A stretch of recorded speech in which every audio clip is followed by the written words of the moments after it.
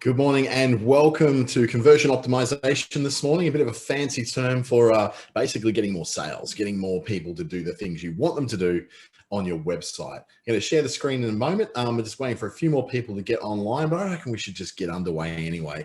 Let the latecomers watch it on YouTube a little bit later on. So let's get underway. My name's Dante St. James. I'll be taking you through today a look at what conversion optimization is, how you can better position yourself for better conversions on your website and also in the real world too, and to see how you can then apply some pretty simple techniques to make sure that people know what it is you want them to do and they're actually going to follow through and do those things as well. Because there's one thing to set up a website, but a complete other thing to make that website actually make sales. We've got to mention here from Ian Bailey, the CEO of Department Stores, basically a guy in charge of Kmart in Australia, saying a key differentiator in the success of Kmart Australia over its competitors is that every store is optimized to sell what people want very quickly, very simply, and without fuss. There's a lesson in that for websites and social media as well. This morning, we're talking about e-commerce websites. We're talking about service websites, a little bit about physical storefronts, physical offices as well. Anywhere pretty much that people will pay for something or buy. So it could be a store, it could be your social media properties as well. Everything is optimizable to lead people through to a more consistent rate of converting to what you want them to be, not just visitors. We're going to cover A/B testing. If you don't know what that is, we'll explain that soon. Customer value proposition, again, another marketing term, I'll unravel that a bit too. Using the right language when it comes to conversion on websites and social media, specifically using the power of urgency and removing customer concerns. This is all based on the Australian Small Business Advisory Services Digital Solutions Program, put out in Western Australia by Business Station, who administer the program across Queensland with Regional Development Australia Brisbane and Treaty Business Consulting in the Northern Territory. You can subscribe to watch more things like this at the YouTube Business Station channel. Just go to youtube.com and then look for Business Station and you'll be able to see this one in a couple of days' time. Probably, given it's Thursday, probably Monday this one will be available. I'll also have it available at my YouTube channel. Just look for Dante St. James and you'll find it there probably a little bit later tonight. A bit about me, if you've not come across me before, I do a lot of these webinars for Business Station and the ASBAS program. My background is as a certified practicing marketer for the Australian Marketing Institute. I'm a part of the Australian Computer Society. My education came from a combination of Western Sydney University, the University of New South Wales and the Chartered Institute of Marketing. And I've got a partnership with Shopify. I'm also one of 7 lead trainers for Facebook in Australia as well, which is a very big privilege to have. And I've actually have my own digital marketing agency called ClickStarter, which is going from strength to strength in the last couple of years. It's certainly come into its own. So what is conversion optimization? In internet marketing terms, conversion optimization or conversion rate optimization is a system for increasing the percentage of visitors to a website that actually convert into customers, or more generally, take any desired action on a web page. That's a really, excuse me, oh, that came from nowhere. A really generalized definition coming from Wikipedia. I think I'm going to sneeze again in a second. That was definitely quite random.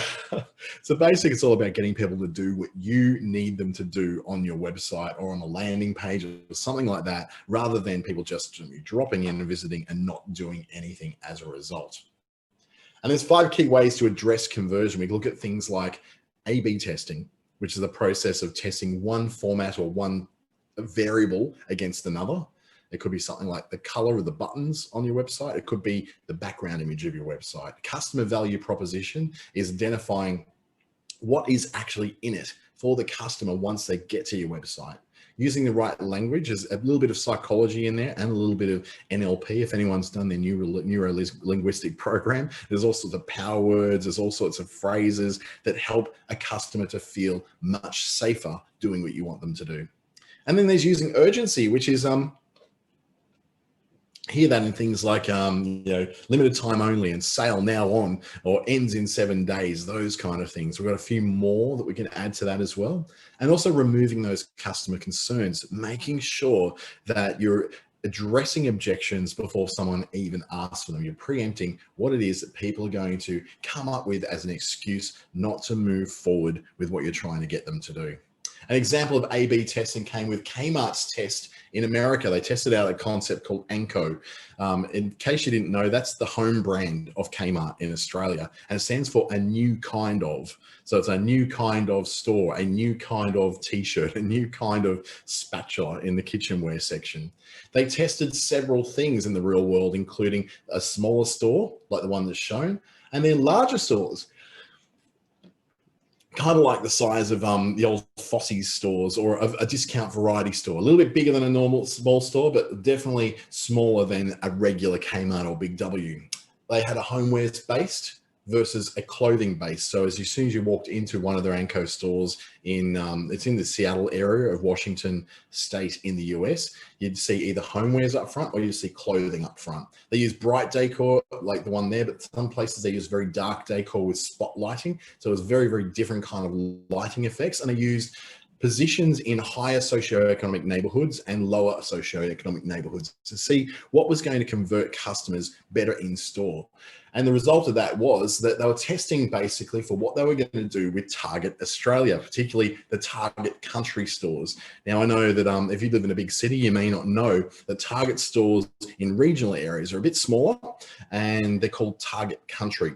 They're the old Fossey's variety stores from the 90s that converted to this new concept called Target Country. Now, a lot of those are closing down and turning into different kinds of Kmarts. So the Kmarts they're turning into is not the full scale Kmart. They're turning into a thing called K-Hub, which is a little bit Kmart, a little bit Target, a little bit Catch of the Day, a little bit, you can pick up click and collect from lots of different online retailers as well. It's a very different approach for them that they tested out in the US. So they were actually testing in a nice safe place away from Australia a concept they're going to put out in Australia. So the Anko concept is not opening up a store called Anko, they're opening up this new concept store called K-Hub. In the case of a website, A/B testing is more like this. People come into your website at the top, half of them go off to version A of your website, half of them will go off to version B. Now, what you'll find is during that A/B test, you might have a 20% conversion rate on version A, but a 25% conversion rate on version B. Now, of course, you wouldn't run tests like this for 5 minutes or even a day or probably even a week. You'd run this for quite a while just to get a good, solid set of information that tells you what it is about your website that makes people convert more. Is it just simply luck that people will land on one or the other? What it does, it just splits them down. Visitor number 1 goes to one version, visitor number 2 goes to another, visitor number 3 goes back to A, visitor number 4 goes to B. It's very much split down the middle. What you can do with this kind of thing is create it in, depending on what your theme is in WordPress, or if you're using Wix or something like that. Wix doesn't really give you much of an opportunity to do this kind of thing, nor does Squarespace. But using something like WordPress with a page builder such as maybe Divi. Divi is a good example, actually, or Elementor, allows you to create different versions of the modules on your website. So you can split it between people who are doing option A, see a very different website perhaps, or just maybe just slight subtle differences of website than people who land on version B. What this allows you to do is to narrow down the things that work the best. Now, your version A and your version B could be as broadly different as a completely different looking website, or they could be something more subtle. Still, I'm healing a sore throat that I had yesterday, sorry, so I'm going to be having a sip on my drink a lot. It could be something as subtle as a different colored button for the add to cart, or it could be that the logo is slightly different, or that the writing is in a different font. Now, big corporations are often running A, B, C, D, E, F, G tests. They've got so many different versions of their websites going. Facebook is the perfect example of this. Facebook runs up to 10,000 different versions of Facebook, depending on where you are in the world, what sort of test group you're part of, or what kind of what kind of intent you're coming into their platform with. Like, for instance, I will see perhaps a different version of Facebook than you would see, and you would see a very different version of Facebook in comparison to someone in New Zealand. Different features available to different areas of the world, depending on what Facebook are testing at the time. Much the same way that you and I will see very different versions of the same thing when it comes to Google. I will search exactly the same thing as what you will search, and we'll see completely different things because we are each individually different. So in this kind of example, you either go for something completely wholesale different on version A to B, or just maybe one subtle change. Now, as a personal side, when I run a conversion test or a A/B test for a client, I'm always running just one difference at a time.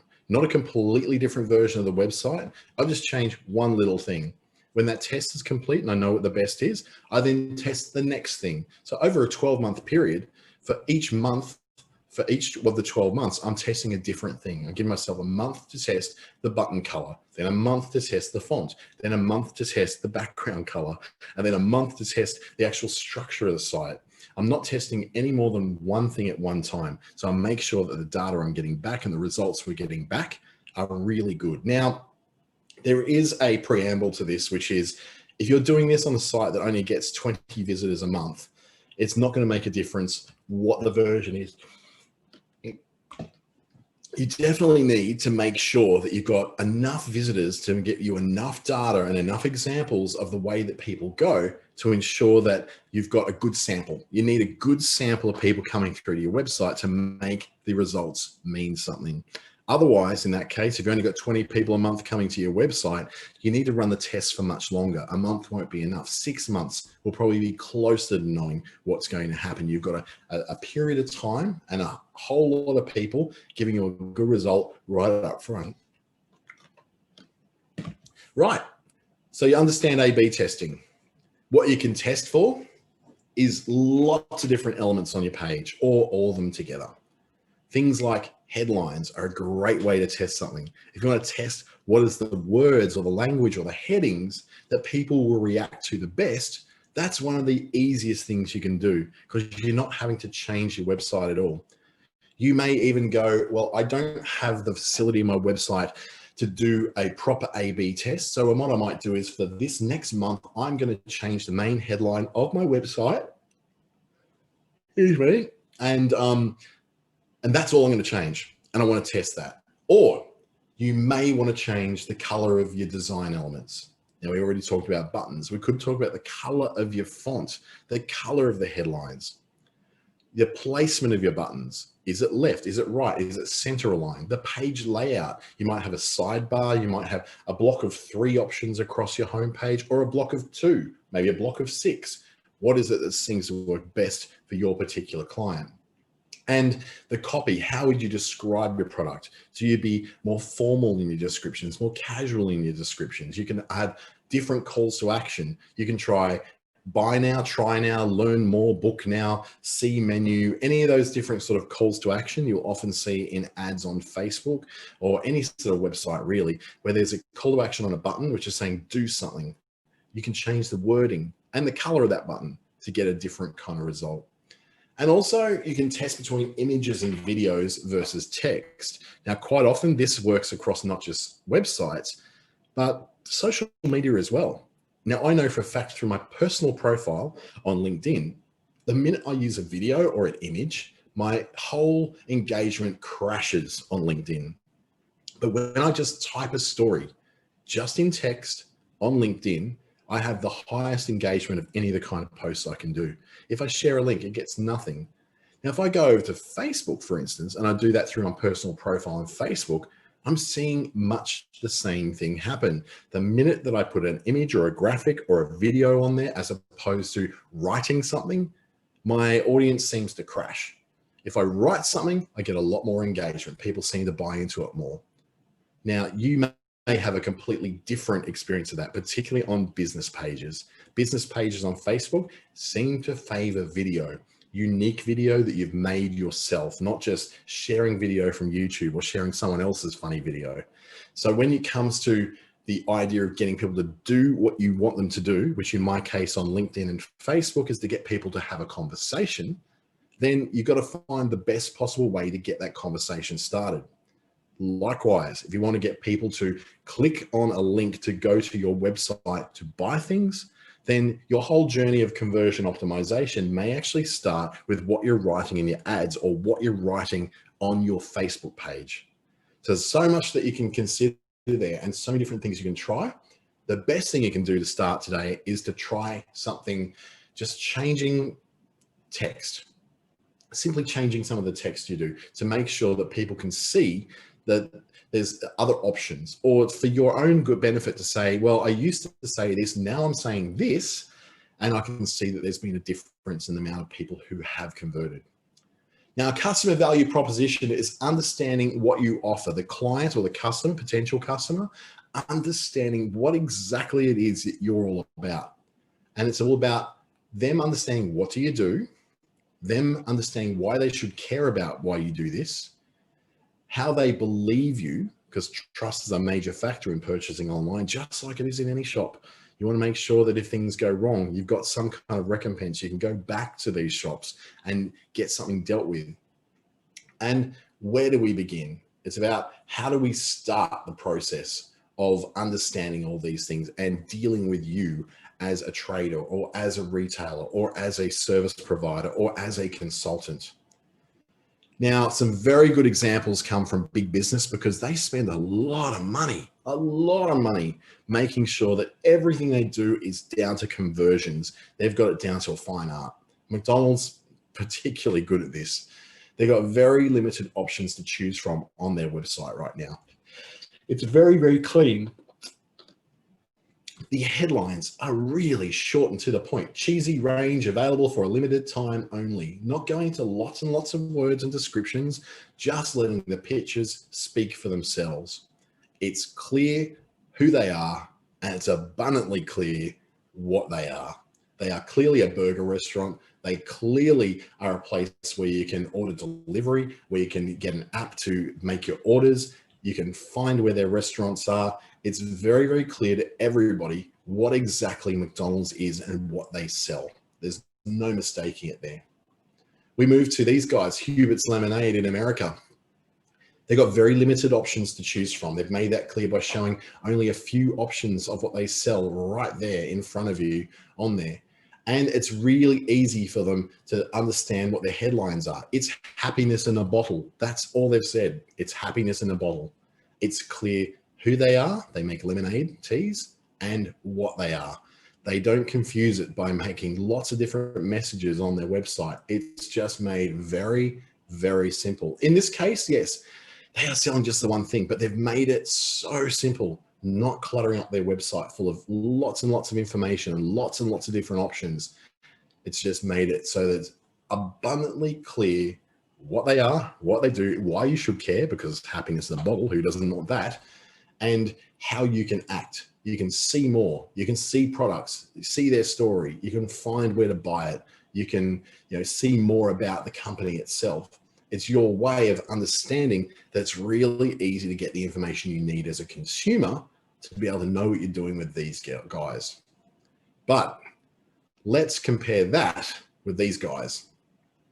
The world's largest street food vendor resource website. There's a lot going on this website. There is 1, 2, 3, 4, 5, 6, 7, 8, 9. There's about 10 different options in their menu. 1, 2, 3, 4 different options in the lower menu. There's 2 different things you can buy from here. There's possibly a link in between there as well. The headlines are really wordy and confusing in here. The Cater Pro hot dog cart will be outworked the best vendor capable of serving huge crowd. There's just a lot going on there. And they're making lots of brands, lots of brand names and lots of claims. So they're claiming to be the largest, the claims are really just out of control here. They go on, the first one is capable of serving huge crowds and an endless menu. I very much doubt that. Claiming to be the world's largest street food vendor resource website, also claiming the largest, most comprehensive training website for pro vendors. There's so many claims going on that it's very hard to tell what it is what's the advantage of dealing with them, because I've heard 3 claims just within this snapshot of the one little bit that's first at eye level when you get to their website. It's really not clear who they are, because there's two brands there. The hot dog cart store is also Ben's Carts, but it's also the largest comprehensive training video website. It's also a resource website. There's so many different things going on that's hard to tell. You don't know where to look first. And what you tend to do is look towards the red. You go, oh, red there and red there. Which one will I go for? Because they're both red. Your customer value proposition should be something clear. It's a simple one-line statement, or includes, something of all these kind of pieces. It could be something really simple like a headline. In Uber's case, tap the app, get a ride. Now, this isn't their homepage, this is their landing page coming off an ad that I saw in Facebook. To me, I looked at that and went, that is such an effective page. It's so clear what they are. Tap the app, get a ride. Could it be any simpler? They've got one call to action here, more reasons to ride. Although you can click on a very simple menu. You can either be a rider, you can be a driver, you can find a place where Uber operates, get a little help if you want, or sign in if you're already a user. There's not an abundance of choices there. It's just simple and clean. The iPhone down here, again, very, very simple statement. Why there's nothing quite like the iPhone. They're very, very much in bullet points or in very short, simple paragraphs. And they've used social proof for a lot of these things. In this case, over with Slack, they've used the social proof of knowing that they've got NASA's Jet Propulsion JPL lab using Slack to connect their teams. That's proof that very, very complicated workplaces like the JPL are using this tool, this free tool, in order to get their teams together. It makes a massive difference when you see these kind of big names using these very simple websites with very simple messages and very clear points of where you act, rather than cluttering it full like our poor guy over here at Ben's hot dog cart store, Ben's Carts vendor resource website. There's so much going on there. It's just a mess. Then we get to the actual words on the page, the language that you're using. And I always say that sounding smart is actually dumb for business. You keep your product names very simple. When you start calling things the X3001 BSB, that's when people start to lose you. It might be okay for BMW to have really complicated names for their vehicles and Mercedes-Benz, but you'll notice that that's only for very, very, very niche kinds of buyers. Not everybody can afford a BMW or a Mercedes-Benz. Most people do not buy Mercedes or BMW. What they'll do is buy a Holden Colorado, a Ford Ranger, a Toyota Corolla. Really, really simple names, not going Toyota X13763i. Like it's really hard to sell massive amounts of a product when people don't even know what that product name is. Keeping your product descriptions really, really simple also means that people aren't trying to work out what you're trying to say. They get the point straight away of exactly what it is you're trying to sell and what you're trying to do. If you try to sound smart, you start to sound quite dumb. Rather, try to sound human instead. Now, by human, what I mean is that you're putting the words together in very short sentences with just one idea per sentence. So instead of saying it's a 3-door multifunction surround sound system with ABS and airbags, you just go, it's a 3-door car, so it's easy to get in and out of. The next sentence, it's a surround sound speaker system, so you'll be right at home and comfortable as you're driving long distances. End of sentence. So you've got one idea being proven in each sentence rather than cramming all these ideas into one. You see it quite often in radio ads and a lot of newspaper ads where so much information is getting crammed into that little space of time or that little space of page that your eye doesn't know where to go when you see it, and your ears are being overwhelmed with information that you really only maybe retain one thing. Even if you're listening to that radio ad, you're probably retaining the one thing that piqued your interest. The rest of it was just white noise. And actually, don't try too hard when it comes to these things. The harder you try to explain things, the more that you will confuse people. I've been given that criticism once before in a presentation. When I tried to over-explain a concept, people understood it less and less. So what you need to do is make sure that when you explain it the first time, you explain it as clearly as you possibly can. The more you try, the more you're going to confuse people. Here's an example of a thermal camera. The weatherproof thermographic PoE camera for detection plus a 6MP sensor module for identification. The modular design of the M15 system platform ensures maximum flexibility for the Mobotics thermographic camera, the M15. I'm already going to sleep. This is just terrible. Goes from telephoto to hemispheric with or without long pass filter. I don't know what any of this means. I just want to know if it's a security camera that's going to work for me. If I change this over to a better example, like look at how many words there are. Big word, hemispheric. Long pass filter, dual image display, thermal or standard, thermographic weatherproof Mobotics. I don't know what that is. I don't know what I'm looking at there. But if I go to a much simpler one, we're going introducing thermal imaging. Since everything generates heat, thermal security cameras can see as well at night as they can during the day. That is a really good, I can understand that. I can get what they're saying there. Rather than saying thermographic camera technology, they're saying everything generates heat. Thermal cameras like this one can see as well at night as they can during the day. That makes so much sense to me. I don't need hemispheric and wide angle lens. I just don't need that information. What I need is, will this work? And since it is a heat detecting camera, it's going to work for me just as well at night. So what they did is moved away from all of this and condensed it down to this. Much easier to understand. The same thing happens when you go to a networking event and someone asks you what you do, and then you kind of, out of nervousness a lot of the time, launch into a very, very high level, overly complicated description of all the things you do. About 15 seconds into that conversation, the person you're talking to has already lost interest because they either don't understand what you're saying, people don't like being made to feel dumb, and they also just don't feel any sort of rapport with you because you've come into a very scientific or a very overly explained, wordy description of what you do. They just don't have any way of being able to go, oh, I can relate that to me. Great. Actually, I know someone who needs someone like you. So they don't understand what you're doing. They don't understand what you're saying. They don't understand what you do. So we use an elevator pitch as a way of introducing ourselves in networking events, which is very foolproof. And we go something like, I am Dante St. James. My business is called ClickStarter. You know how a lot of small businesses find it impossible to get their heads around digital marketing, social media, and website stuff on their own? Well, I solve that by having a cost-effective, government-subsidized model that helps them to understand and take control of their digital marketing. So what I do is perfect for small businesses who have all the passion in the world for what they do, but just really don't understand technology.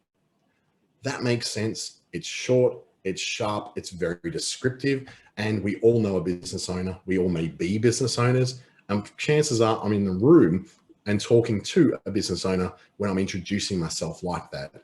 So you might have your own elevator pitch. This then will carry across to the real world and to the online world. Quite often what it will be is, how do you write your one-liner in your LinkedIn profile? How do you write your one-liner when it comes to your website? If you think in terms of the elevator pitch, you say, well, my name's Dante. My business is, you've got your business, that's the logo up in the left-hand corner of your website. Then you know how is getting inside the customer's head and going, hey, I understand, right, how every time you try to fill the iron that's on your ironing board up with water, it seems to spill everywhere. Well, we've solved that by having a little cup that's got a really pointy spout on it that gets right inside that hole, so no mess, no fuss, no spills, and you're not having to clean up all the time afterwards. That's just an example of something that you might be selling on a website.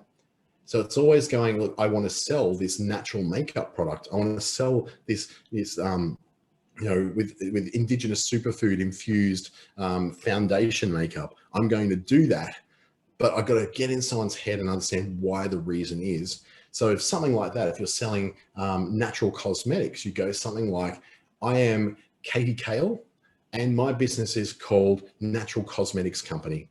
You know how there's a lot of attention on chemicals in our food and chemicals in our products? Well, I solve that by having a artificial ingredients free range of chemical free makeup. That means that you can get more out of your makeup and get the same results as you always would want to, but you feel safe about what you're putting on your face. What I do is perfect for the person who does have a lot of allergies and who has problems with standard makeups causing reactions on their skin. Again, really easy for you to step inside the kind of person that's looking for that, because every woman on this call would likely know someone who has problems with their skin and could recommend this product across to someone else. So using that elevator pitch, you can then start to work on what are the words that will go best on your website. What are the words that are going to have the desired effect on your website that you wish to have, which is usually to generate a sale or to generate an inquiry. More likely to want to have an inquiry or a call or a follow-up with someone whose business and model and ultimate aims I understand, rather than someone who confused me within 5 seconds of introducing themselves. Now, using urgency ties in also with the paralysis of analysis. In the jam study, a supermarket conducted 2 tasting sessions. In one session, the shoppers were allowed to sample 24 flavors of jams, and the other session, they were allowed to sample just 6 flavors. Now, the shoppers that could see that they could sample 24 choices of jam attracted a lot of people in there. 60% of shoppers in that supermarket went and tried the jam. And the samplers sampled about 2 flavors on average, because let's face it, you've got limited time and you don't want to be that pig that's sort of filling yourself up with jam of 24 different varieties. The problem there is only 3% of shoppers actually converted to buy a tin or a jar of jam. But when there was 6 choices of jam, it still attracted 40% of shoppers, so a little bit less. The shoppers still sampled just 2 flavors on average, but they did 2 out of 6 rather than 2 out of 24. And 10 times the amount of people actually went on to buy that jam. Now, that is something which supermarkets are starting to really address in a big way. A lot of people have just probably noticed a subtle difference in supermarkets where you might have had 13 different brands of jam at one stage in Woolworths. Now you've probably got 3 or 4. You're starting to see a lot more home brands and less choice of different brands, because supermarkets understand that there is a paralysis of analysis when you go into any supermarket aisle and see 15 different peanut butters when all you want is just peanut butter. So you'll either go for the brand you know and trust that you always buy, or you'll go for the cheapest possible brand. Or if you're feeling adventurous, choosing one of 16 different peanut butters is going to be a lot easier and a lot less stressful for you than choosing from 38 different kinds of peanut butters. Likewise, how would you do this on a website? By giving people limited choices of what they can do. So you're not trying to sell 160 different products on the front page of your website. On the front page of your website, you will lead people usually to the things that give you the best result, or your specials, or things you're trying to clear out. That means that someone coming to your website for the first time who has no idea what necessarily you sell can find out very easily from just scanning the front page the kind of things you sell. Now, yes, it's not showing all the 160 products you sell. It's showing maybe the top 3 or 4. But from that top 3 or 4, they get an idea of, you sell handmade jewelry. I want to look at this a bit further and see just how much handmade jewelry you sell so I can find one that suits me. Or you sell medical face masks for people who are traveling. So I want to go there. I can see the 3 that you're offering here in these nice patterns. I want to see now more. Rather than overwhelming people with 80 different face mask designs on the front page, give them 2 or 3 and give them an option then to go and explore more in the subsequent pages. You then have that urgency of going, oh, if I only got 3 quick, I better have a look. You also get over that point where people get really paralyzed by the amount of choice they've got in there. You see this all the time, supermarkets. You see this all the time in very large department stores. When there's too much to choose from, people take a long time to choose and they get a lot of buyer's remorse. When there's one shirt amongst 34 different shirts you can buy, you will always have some kind of buyer's remorse, because you'll go, I chose this shirt, but all these other shirts, did I pick the right one? Or maybe I didn't pick the right one. Or maybe I should have got the red one. There'll always be some kind of buyer's regret, because you can't always just see the shirt you bought. You see the 33 other shirts that you didn't buy. Using urgency on a website is also about scarcity. The whole idea that there's only 3 left, that there's only a certain amount of in your size, showing what you're currently out of, also shows. Now, sometimes shops will go, okay, if they're out of sizes 36 and 38, they'll just remove those altogether. and they just won't even show them on the side. So only available in these sizes. But by showing that some are sold out and showing that some only have a few left, that's how you're showing that there's action on this website. People are buying stuff. People are actually really shopping on here. So, if I want to get mine, I better get in and hurry up and do it now. That gets people to add it to bag or add to cart a lot quicker than just simply pretending that everything's massively in stock or hiding what you don't have in stock. So show that there's things that are sold out. It's not actually a bad thing. It shows that you've actually got stuff going on. Websites that often sell out of stuff are places where I trust more because lots of people are buying from them. So don't hide necessarily what's out of stock. You may not put it on your front page, but you don't necessarily need to hide what's out of stock because it shows that there is activity in your store. There's people buying it, and that takes away that whole fear of wanting to buy from an unknown shopping site. If you can see that someone else is shopping there, then, I feel a bit better about that. Excuse me. Definitely got the allergies flaring up today. Using urgency in your website can be something that really comes to mind with an SMS. Now, we open up SMS with our phone, whether it's spammy or scammy or not. We open it up far more frequently. We open up email. It's 99% of SMS is read on a mobile phone, whereas about 22% of marketing emails sent to email addresses is ever opened or read. That's a massive, massive difference. Yes, it's free to send email, and yes, it's not free to send SMS most of the time, but having an SMS system plugged in is a very effective way of getting people who have opted in for that contact to know what you're doing, to understand that there is a flash sale on and that you have to use a particular code in the next 24 hours to get 25% off at checkout. These are really effective ways, and you can SMS things for just a few cents per SMS through a lot of different SMS services that are built into things like Active Campaign or those kind of marketing automation tools. MailChimp has their own sort of plugins for that, or if you're using something else like MailerLite, or if you're using some of those customer relationship management pieces of software, they often have this built in as well. They allow you to create that source of urgency on something that comes through as an SMS rather than an email. And you're going to get far more people seeing that SMS than what you'll ever get on an email. And what will happen is if people then see this SMS and they want to block you out or they want to somehow unsubscribe from you, then you know that you've got the most motivated buyers that are still getting those messages.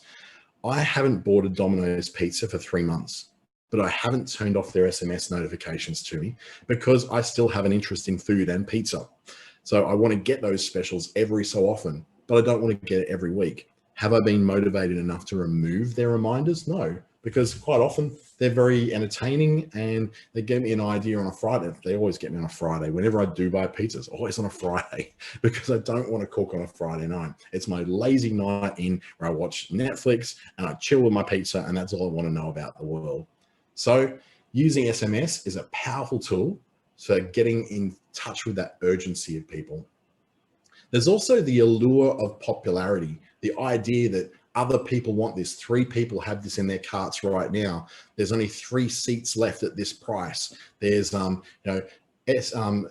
Ellen from Sydney just bought this product. All those little tricks that are popping up on shopping sites all the time may or may not be true, but they do create that whole idea that there's a popularity around this site. Popularity shows that others are interested in what you're doing, which creates urgency for you to make sure you get in there and you buy your version of that before they completely run out. But it also, if something's popular, it generally feels safe. Now, we feel a lot safer walking down a main street at night with lots of people around than we do walking down a deserted alley in the middle of the night. Likewise, we feel a lot easier shopping somewhere where there's activity going on, where it's showing that people are doing something, where it's showing people are buying something, rather than you simply be just going in there and going, I don't know these people. It seems really quiet. I don't know whether I should be buying from here. This feels weird. That urgency, we don't want to carry across to hesitancy on the client side. We want that urgency to be something that creates an allure. It wants to draw people in and make them want to buy sooner and convert rather than just sitting there and reading the page and bouncing back out and not doing anything. Unfortunately, I'm a really bad online shopper. I tend to be the guy who puts it in my cart and then leaves, because I just go, oh, it's going to cost me $58 just to ship it over from Singapore. Nah, forget about it. If I get that sort of idea of then coming back to remind me, sometimes they will draw me back in through an SMS or an email to say, hey, you've got this in your cart. Do you want to go through with it? In fact, we're going to give you 10% off. That kind of thing. I deliberately do to get that extra 10% off, because so many stores will offer that. Put it in the cart, then walk away. And quite often they'll come chasing you with little offers and little discounts that you wouldn't get unless you actually abandon that cart at some point.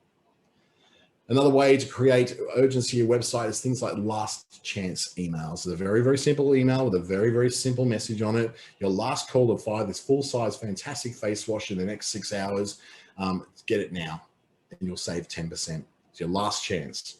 There's something about the words last chance that really draws people in to go back to the website and buy something. It's very simple, very clean, and very, very effective. But you do need in all these programs, so whether it's SMS or email, to be what we call Spam Act of 2003 compliant. Now, the Spam Act, in a very, very small nutshell, basically is that people have to opt in for your marketing. They have to specifically have subscribed to get those updates, unless they have a prior relationship with your business. Now, that prior relationship could be that they have shopped with you before and you happen to have their details. They have called you before and you've got their phone number. They have emailed you before and you've got their email address. Now, you can respond with a marketing message to any of those channels without them opting in, but you must offer that opt-out. You must offer the option to unsubscribe. And quite often in text message, it'll be text stop to unsubscribe, or in an email, it'll be like the line right down the bottom of the email saying unsubscribe here. And the idea of making sure you maintain that urgency about what offers you have or what kind of products you have or discounts you have is to send it no more than 24 hours before it expires. If you send it 2 days out, it's not urgent. You send it a week out, it's not urgent. You send it 24 hours out, it's definitely urgent. Now, some retailers will go as far as doing it as little as 2 or even 1 hour before it expires, which is a big risk because not everyone's going to open that email straight away. The ways to get like really short conversions with only an hour to go would be something like on a phone through an SMS. Now, that is a smart way to do it. You've only got 30 minutes to get this and bought in order to save 10%. That's a very motivating factor to stop what you're doing and buy that thing on your mobile straight away. Email though, leave it to no more than 24 hours and no less than 24 hours in order to get somebody in who's going to be motivated enough to go and buy, but gives them a chance to actually get to that email in the first place. Because if it's something that expires within 30 minutes and they're out to lunch, they're not going to see that email until they get back. They've already missed the special and they're not going to feel too great about your brand at that time. Also, incentivize the idea of buying now. In this case, they're showing one that if you check it out within 4 hours, 51 minutes and 16 seconds, you're going to get free delivery anywhere in the US. So these American examples, sorry about that. The whole idea to get faster shipping or cheaper shipping, or in this case, it ships today. You can get discounts, you can added value things. If you buy this one now, we will give you an extra set of steak knives, something like that. If you incentivize people to buy it now, they're far less likely to walk away. So the conversion optimization here is bribing people to essentially buy your stuff now rather than waiting until later when they've had other things that are going to pop up in their way. You can add a timeout to your cart. So in a lot of cases, when you go to movie websites, they'll only reserve a ticket for about 60 minutes, or some places as little as 5 minutes. They'll reserve your booking for. In the case of booking on Virgin Australia or Jetstar, they only hold your booking for around about 5 minutes, and then they log you out. And then that seat that you were starting to reserve goes back into the mix for everybody else to get. So it's reserving an item for a set time makes you have to go through and get it. Otherwise, you have to go and start again. And we've all done sort of enough of this online shopping thing to understand that if we don't want to have to fill out everything again.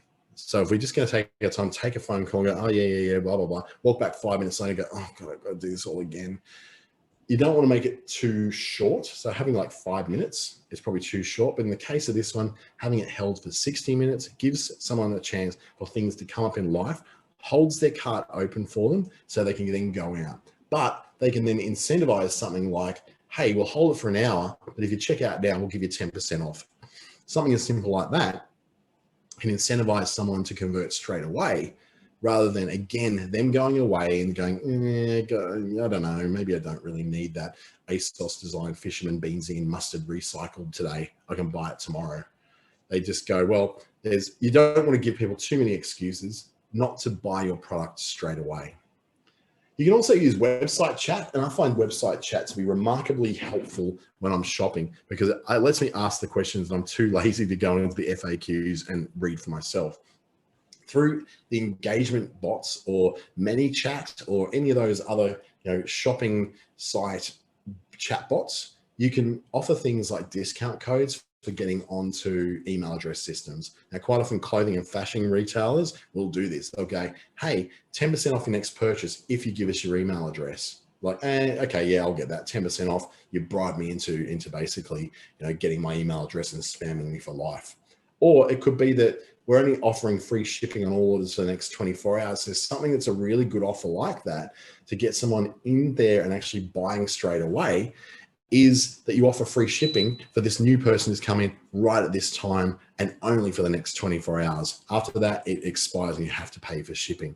That kind of offer really does help to incentivize people from going from just browsing to actually buying. They go, oh, I get free shipping if I do it now, rather than going, well, if there's no consequence to someone not buying now, then there's no reason for them to buy now. If you give some kind of consequence, such as you don't get free shipping, or you don't get a discount, or you don't get it shipped today by not ordering straight away, then people just tend to go dilly-dally about, and we get that whole problem like you get in shopping centers. People walk into the crowded boutique, they're sort of flipping through shelves, looking at dresses, looking at pants, looking at clothing, and looking at handbags, and going, I'm just looking, just browsing.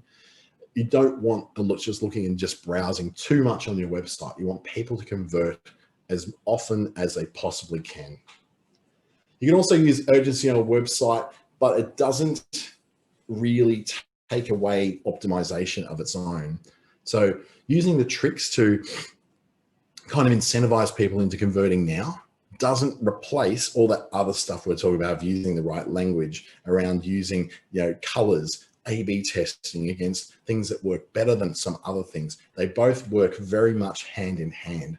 The scarcity and urgency on a really badly optimized website will actually probably work against you, because it's going to make you sound really, really dodgy. But if you've got a highly optimized website in colors, language, product names, the experience of getting in there, loading fast, then that scarcity and urgency added onto a really good website means you've got all the tools in your toolkit to ensure that people are going to be much more likely to want to convert from that first visit, rather than just looking or just browsing through your website. They definitely do work very much hand in hand. Then there's the trust factor. Now, the trust factor goes into the psychology, I guess, or the neuro-linguistic programming of how people shop. And ultimately, when it comes to whatever anyone's going to buy online, it comes down to them saying, I hope I don't regret this. Nobody wants to regret their purchase. How many times we bought something, we go, oh my goodness, I just wasted so much money on something I don't want. So those things are answered by you addressing the questions that are going on internally inside a shopper's mind. Or if you're not an online e-commerce provider, if you're just a consultant, for instance, selling your time or your services rather than a product, then think about this. The person at the other end of the computer looking at your website, looking at your social media, looking at your landing page is going, why should I trust you to deliver on the promises you're making? I don't know you. I've never heard of your store. I've never heard of your services. I don't know who you are. So why should I trust you to deliver that promise to me?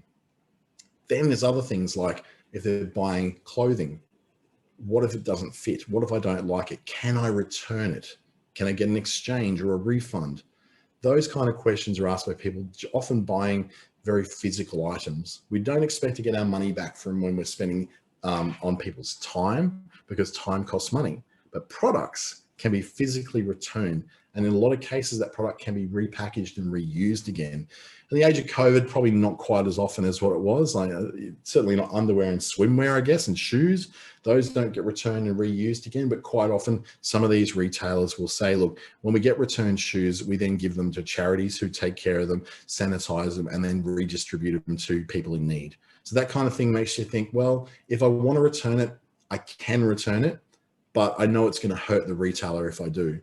Such things, what if I don't like it, is probably the worst excuse for shopping, because if you didn't like it in the shop, in the physical shop, you probably wouldn't have bought it in the first place. But online, that's a real danger, because quite often, and anyone who's shopped using Wish or Alibaba or AliExpress would know that quite often the thing you see in the picture looks completely different when you get it in the box at home. Complete mismatch. They're not even closely related to each other.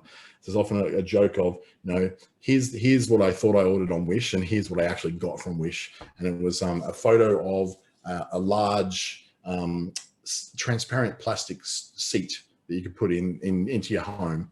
And what the reality was it was about that big. It was for a dollhouse. So when they got it in the door, when they got it there, they went, wait a minute, I bought a chair. I didn't buy a toy chair.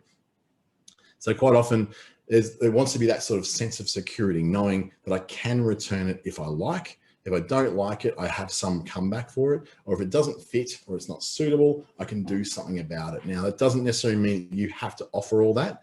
Sometimes that just a store credit will be enough. You don't have to necessarily offer a full refund. And quite often the returns process to get someone to send it back to you is expensive, because you have to pay for the postage usually, unless you have terms and conditions that cover you, that say, if you want to return it, that's great. You can return it, but you're paying for the postage, buddy. We're not here to be, quite often it's the big businesses that will allow you to do this. Small business, you don't always have the resources to be able to pay for everybody else's mistakes and their poor choices. One of the trust factor things that someone's asking in their head, is this really for me? This is very, very common when it comes to consulting services and services in general. The question of, is this really for me, covers people who are going to, say, life coaching, financial counseling, anything that involves advice and consulting. It's a very hard sell, because people are going, I don't know if I really need this. They're going through often a lot of questioning, going, I really shouldn't have to need this. I feel embarrassed that I need this. And then, of course, the big one, am I going to waste my money? If someone's asking that, it's the same thing as, is this going to be, will I get a refund? Or what if I don't like it? What if this doesn't work?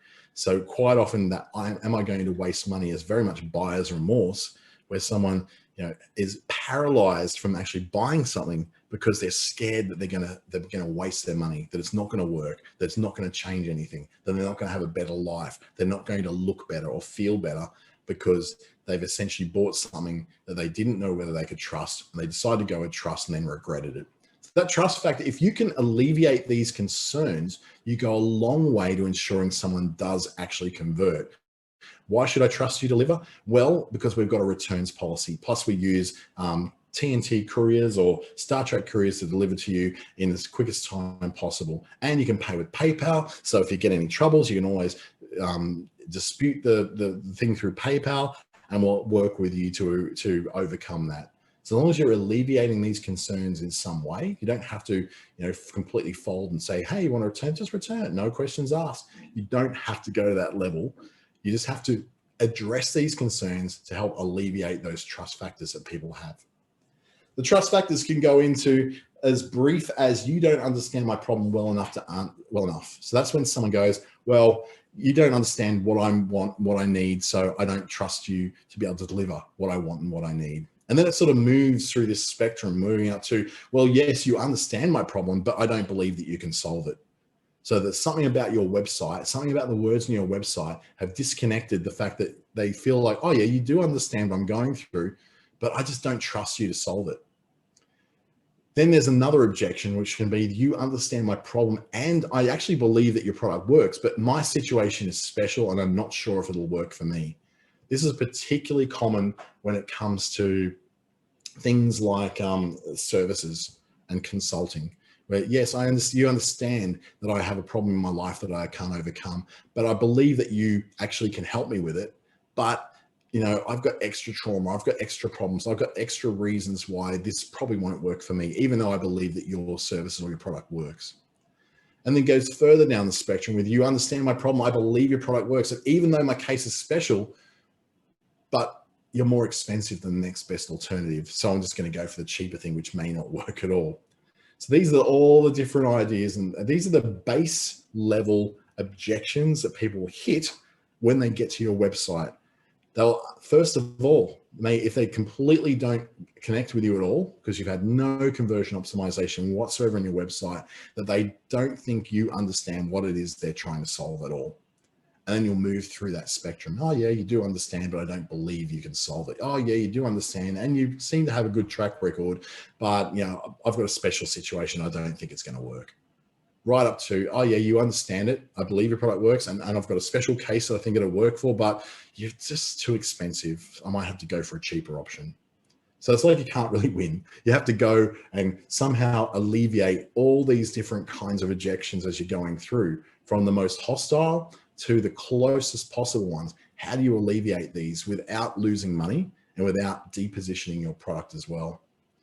You can do it by being very specific when explaining what it is that your product or your service actually addresses or solves. So that means that there's no misunderstanding. If they come in and say, oh, okay, well, that doesn't solve my problem, that's great. You didn't claim to solve their problem. They can go away. They were never going to convert in the first place. But if there's someone who came in and they kind of thought, oh, I thought the kind of person that what you do actually would help me, but from what I'm reading, it doesn't really match. Be very specific about what it is you do and what problems you solve. And then those people who are looking for that will come to you. That's called attraction marketing, where you're only really attracting and retaining the people who actually want what it is you do. You're not trying to then convert all these people who don't have any interest in what you do to do what you want them to do. Show references, show ratings, show awards, show certifications, show testimonials, anything it does to make you seem more credible, particularly for small business who's not used to having a big brand name up in lights. This is important for you. Show your case studies. They're even better than testimonials, because people just think of testimonials were faked anyway. But a case study that goes into depth over a page of how you address a specific client's issue or how you contributed to someone's life with your products or services will speak very, very loudly. It helps to get into the heads of the people who are just like those people you did help, and show them, oh, they do help people just like me. I feel safe. I will now buy. Draw comparisons with your competitors before your competitors draw comparisons with you. You might think, oh, why would I want to promote my competitors? Because then they'll go looking for them. Trust me, they're already looking at them anyway. They've already gone and looked at the alternatives. You're not the only show in town, and you're definitely not the only thing they're going to look at on the internet today. So draw those comparisons. Look at your competitors and go, well, they do this, we do this. They don't do this, but we do this. So you can show that an honest appraisal, and then be mindful of, you may not be the better product. So you might have to concentrate on, oh, I'm just going to highlight the things that we do well compared to our competitors who may not do so well in that. So the basics is give people a reason to never doubt that they should be able to buy through you. Have a fast website. Have easy to find contacts on your website. Keep it uncluttered so you don't get that paralysis of analysis. Stop trying to over-explain your products and services. Even if they're technical, there's got to be a simpler way to do that. Get a copywriter if you want. They are so good at cutting down that crap and putting it into a very short paragraph that adequately explains what you do. And think in your copy and everything you do of more of them and less of you. Think more in terms of the benefit to their life of buying this product of yours or doing this service of yours or consulting with you, rather than you explaining how awesome you are at what you do. So please, if you've got some questions, I think someone just raised their hand. It was Henky just raised his hand. Henky, you can come on through now and have a chat if you like. What would you like to ask?